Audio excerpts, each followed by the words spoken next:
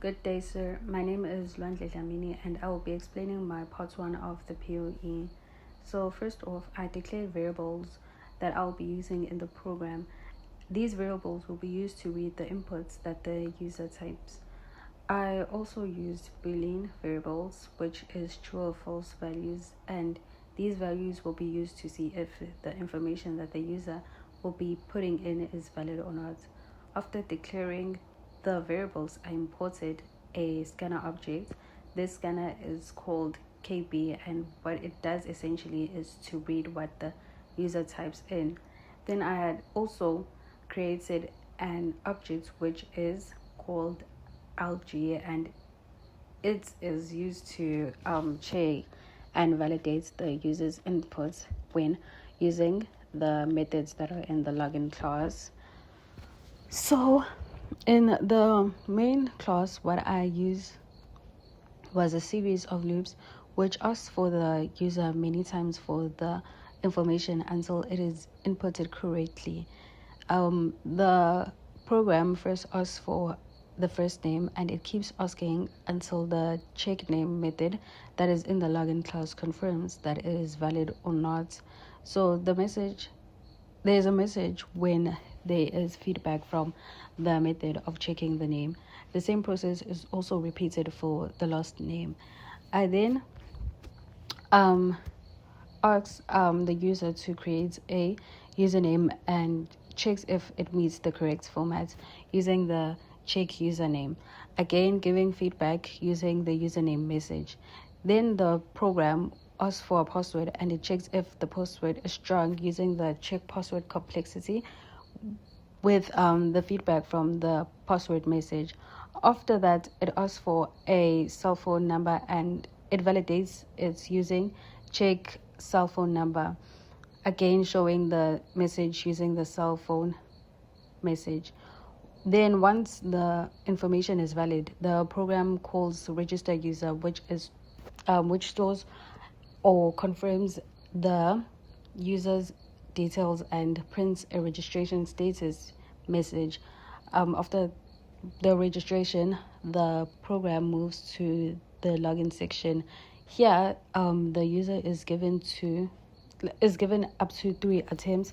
This is something that I put in because I had noticed that if you put in the details, it takes you back to the beginning. So here they ask to enter the username.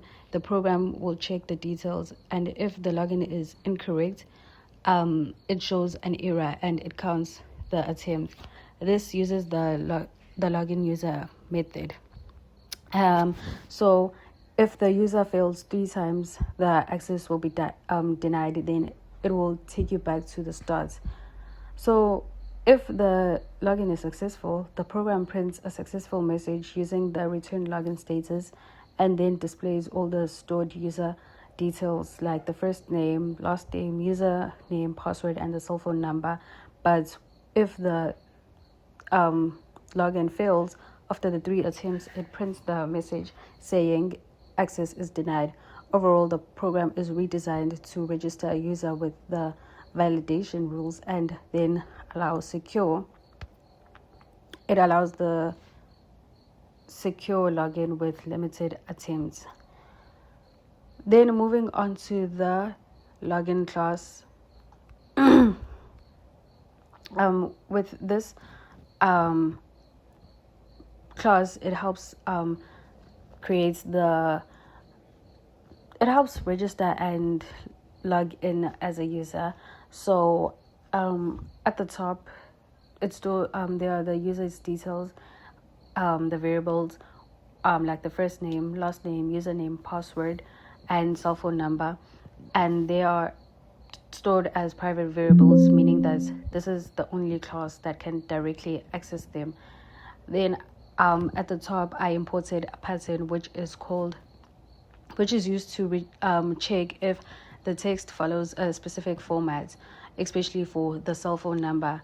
This is a pattern that is called the cell phone pattern, and it is called regex, which checks if the number starts with the international code, the South African international code, and it is followed by the 9 digits. So this will ensure that the phone number is in the correct format. There are several methods that are being used to check if the user is inputting the correct information. The first method that is used is the check name, and this makes sure that the name is at least 3 letters long. It starts with a capital letter and it contains letters only. If this is correct, it displays a message. And then tells the user whether the name is correct or explains what they did wrong. This is also used in the main class when the program keeps asking for a valid first name and last name.